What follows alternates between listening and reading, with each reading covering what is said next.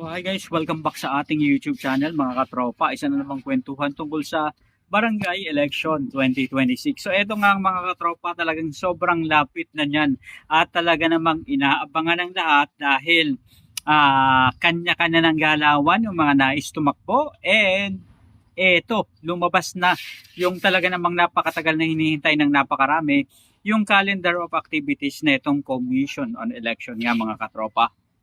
Siyempre, dyan sa paglalabas ng Commission on Election ng mga calendar of activities nila, nandyan na yung kailan ba yung gaganapin yung election, kailan gaganapin yung campaign period, at siyempre, yung filing ng candidacy na talagang sobrang lapit na September, mga katropa.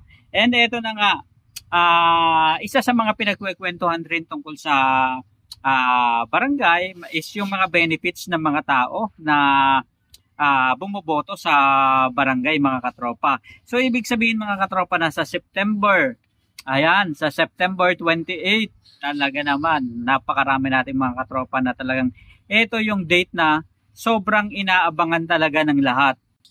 Dahil pagtungtong nga mga katropa na itong September 28 hanggang October 5, filing of certificate of candidacy na itong mga katropa natin na gustong tumakbo dito sa BSK election. And syempre mga katropa, alamin nyo kung paano ba yung proseso na dapat nyong pagdaanan at dapat nyong i-prepare ng mga requirements para at least hindi na kayo mabingo pa at paulit-ulit na bumabalik sa COMELEC para mag-file ng inyong certificate of candidacy.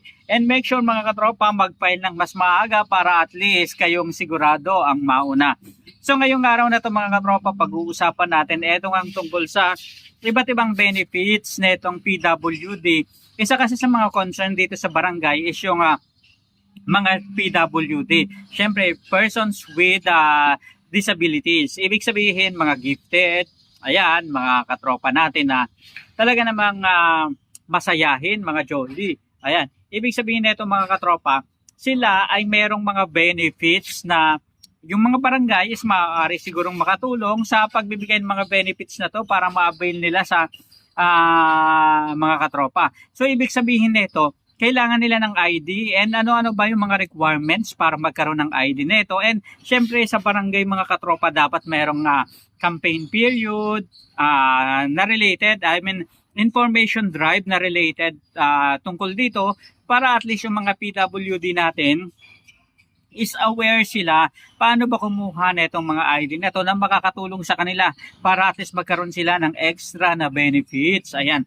So, una, himay-himayin muna natin ano-ano ba yung mga benefits na maaari nilang makuha kung meron silang ID o sinecertify na sila ay member ng PWD community. And saan ba ito maaaring kunin? So, ayan mga katropa, simulan na natin. So, under ng Republic Act 10754 mga katropa, dito tinatalakay yung mga benefits ng PWD. Ayan, so, under ng Republic Act 10754, meron dapat silang 20% discount and VAT exemption mga katropa. So ibig sabihin maaari nila itong gamitin pambili ng mga gamot, ayan, sa mga medical expenses, ganoon na rin mga katropa sa mga transportation. Dapat meron silang mga discount mga katropa, and kasama na dyan yung jeep, buses, taxis, and so on and so forth. And idagdag na natin dyan mga katropa yung hotel and restaurant. Siyempre, may fees for lodging and establishment sa mga restaurant. So, pasok na pasok at kasama yan dun sa mga discount na dapat nilang ma-avail. So, isama na rin natin yung recreation, admission sa mga theater, sa mga sinihan, mga concert hall, at kung ano-ano pa.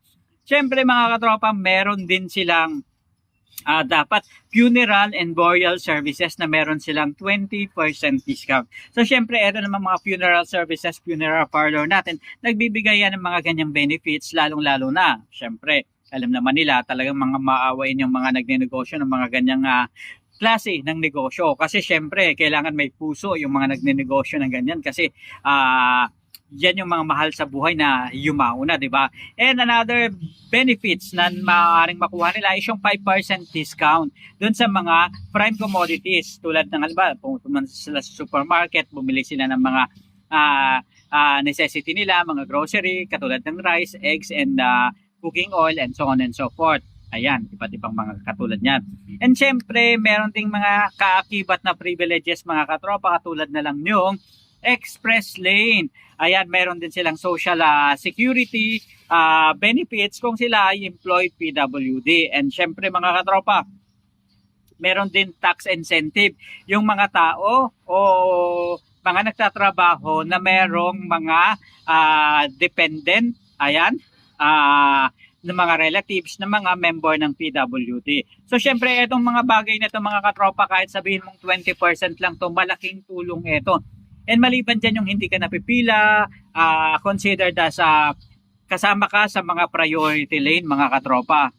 So ito, paano ba mag-apply ng centralized PWD ID? So maaari lang pumunta sa PDAO office o CSWD office o City Social Welfare and Development Office o pwedeng sa PDAO office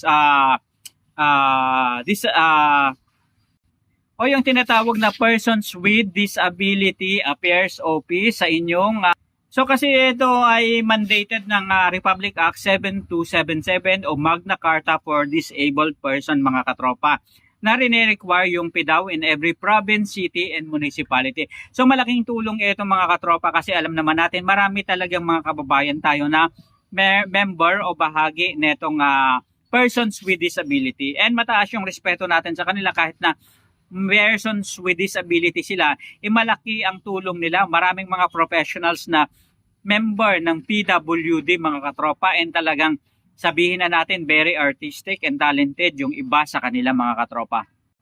So sabi nga natin, maaari silang pumunta sa PDAO Office o Persons with Disability Affairs sa kanilang lugar, munisipyo, probinsya, city. Meron yan mga katropa. And kailangan lang magpasa ng requirements, kasama na dyan yung PWD application form, which is makakatulong yan para at least magkaroon kayo ng maipasok yung pangalan ninyo, yung database yung ano ninyo sa database system sa inyong lugar. And kasama rin dyan pangangailangan yung valid ID pagpipresent nito, and medical certificate or disability certificate. Importante na meron tayong i-present na ID and yung barangay certificate kung kinakailangan. Kukuha lang kayo ng barangay certificate mga katropa na kayo ay sinag-certify na kayo ay nakatira sa ganitong lugar and kayo ay isang member ng PWD. And isama nyo na rin mga katropa yung so ibig sabihin nito, magpasa kayo ng mga requirements. Number 1, PWD application form na ipipill up nyo. Pwede kayong kumuha na mismo doon sa PWD office. Number 2, valid ID. Number 3, medical certificate o disability certificate. Number 4, ID na may litrato. Pwede na yung mga regular ID na nakukuha natin mga katropa sa barangay or national ID man yan. And ikalima is yung barangay certificate kung kinakailangan lang mga katropa. And magkakaroon nito ng verification and pagpapasok, pag-i-encode ng inyong data sa system. So once na nangyari ito, maipiprint na or maibibigay sa inyo kaagad ang ID. Ibig sabihin, i-release ito mga katropa. Kasi centralized na ang printing ng mga ID and maaaring pinaka-maximum na siguro yung 1 week to 2 weeks bago ito maihatid sa inyo para makuha at ma-release nyo itong ID na to. So magagamit nyo to sa napakaraming establishment mga katropa, and dahil nga centralized na ito, so mas maganda, mas marami yung nag-approve or tumatanggap nito, and talagang hindi na kayo mahihirapan mga katropa sa pagkuha ng mga discount. Kaya naman dito sa susunod na BSK election, ibig sabihin nito, kailangan na talaga, ito na yung right time na mamili tayo ng right leader. Linisin na natin yung uri ng pamamahala sa ating bansa. And matuto na tayong mamili ng tamang leader. Huwag tayong okay na tayo, nabigyan lang tayo ng pera sa panahon ng eleksyon. Huwag ganun mga katropa. Mamili tayo ng leader na may concern sa atin at alam nating may magagawa. Kasi sa panahon ngayon mga katropa na sunod-sunod ang mga kalamidad at kung ano-ano pang mga nangyayari, dapat maaasahan natin yung mga leader na nagsisilbi sa atin and leader na namumuno sa atin mga katropa. So sa panahon ng eleksyon ng 2026, napakalapit na dyan mga katropa, November 2, 2026, and sabi ko nga, yung filing of Certificate of Candidacy talaga namang in-announce na ng COMELEC base na rin doon sa kanilang COMELEC Resolution 11191 na nagpapahayag yung calendar of activities nila para ngayong 2026 BSK election. So yung pinaka-latest na update mga katropa. Maraming salamat sa pagsama sa atin. Ngayong araw na to, isa na namang kwentuhan dito pa rin sa Trending PH. Hanggang sa muli, paalam.